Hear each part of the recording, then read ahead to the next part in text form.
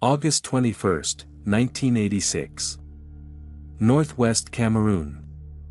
Rescue workers walk into a village and find something that makes no sense. Nothing is burned. Nothing is broken. Cooking fires are still smoldering. Lamps are still lit. But every single person, and every animal, is dead. 1,746 people, gone in.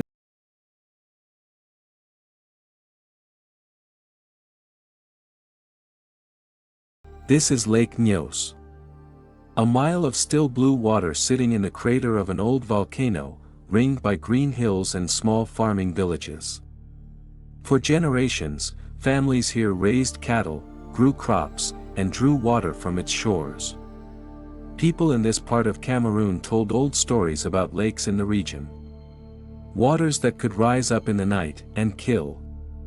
Outsiders dismissed them as legend. They shouldn't have.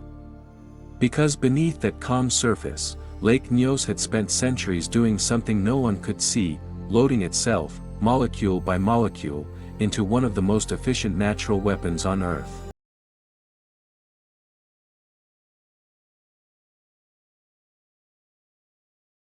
Around 9:30 that night, villagers heard a low rumble roll up out of the water.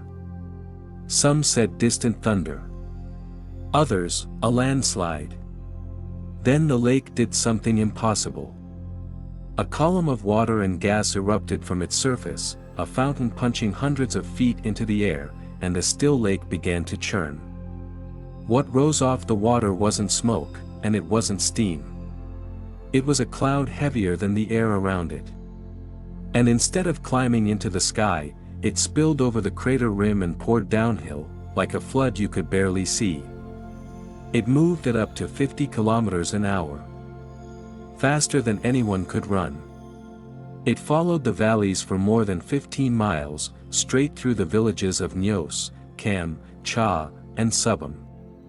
People collapsed mid-step. Mid-sentence. Mid-meal. Oil lamps snuffed themselves out. In the village of Nyos, only a handful of residents survived out of hundreds. Some survivors woke up more than a day later, weak and confused, with no idea that hours of their lives were simply missing.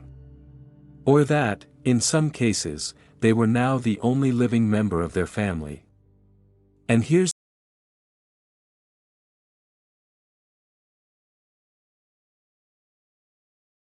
rotten eggs, they said. Gunpowder. Something burning. Which was a problem. Because when scientists finally identified the killer, it turned out to be a gas with no smell at all. In those first days, though, no one was thinking about gas. Cameroon in 1986 was politically tense, and the theories came fast. A chemical weapon. A secret test. Sabotage. But there was no blast damage, no wreckage. And one very strange clue. Lake Nyos itself had changed overnight, from clear blue to a deep, rusty red. Then someone remembered. 2 years earlier, at a smaller lake called Monoun, 60 miles away, 37 people had died in a single night. The exact same way. This wasn't an attack.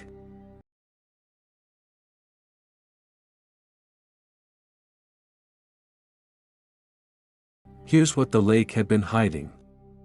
Nyos sits directly above a pocket of magma, and for centuries, carbon dioxide had been seeping up through the rock into the lake's deepest water. Under the crushing pressure at the bottom, the gas didn't bubble up. It dissolved. Exactly like the fizz sealed inside a soda bottle. The heavy, gas-charged water stayed down. The still surface acted as the cap. Year after year, the bottom of Lake Nyos quietly became one of the most carbonated bodies of water on the planet. Then something shook the bottle. A landslide, maybe, or cold rainwater sinking after a storm. The trigger was small, and to this day no one knows it for certain. But once the deep water started rising, the pressure on it dropped, the gas ripped out of solution, and the rush of bubbles dragged more water up behind it. A chain reaction. Scientists call it a limnic eruption. And in minutes, Lake Nyos exhaled more than 1 million tons of carbon dioxide. Enough to drop the level of the entire lake by 3 feet. Carbon dioxide is invisible, odorless, and half again heavier than air. It didn't poison anyone. It simply replaced the air, filling the valleys the way water fills a bathtub. Anyone inside the cloud lost consciousness within seconds. The smell survivors reported? Most likely a hallucination. One of the strange tricks a brain plays as it starved of oxygen. The red water. Iron, hauled up from the depths and rusting in the open air. Every impossible clue had an answer.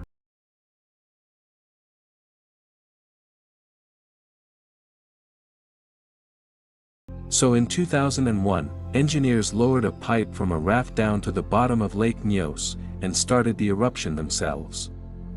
Once deep water rises inside the pipe, the fizzing gas powers the flow on its own. A self-sustaining fountain, jetting water and carbon dioxide 150 feet into the air, venting the lake faster than the earth below can refill it. 2 more pipes followed in 2011. That fountain has now been running for over 2.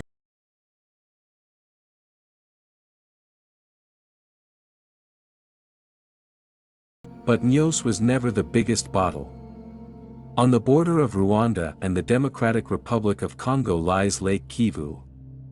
More than 1,000 times larger than Nyos, sitting on the same kind of volcanic plumbing, and charged with carbon dioxide, plus something Nyos never had, methane. Roughly 2 million people live along its shores. And here's the twist. Instead of simply venting Kivu's gas, engineers are harvesting it. Pumping methane up from the depths, and burning it in floating power plants that light homes across Rwanda. The same silent process that erased 4 villages in a single night is being turned, cubic foot by cubic foot, into electricity. Lake Nyos taught the world that a lake can hold its breath for centuries. Lake Kivu will test whether we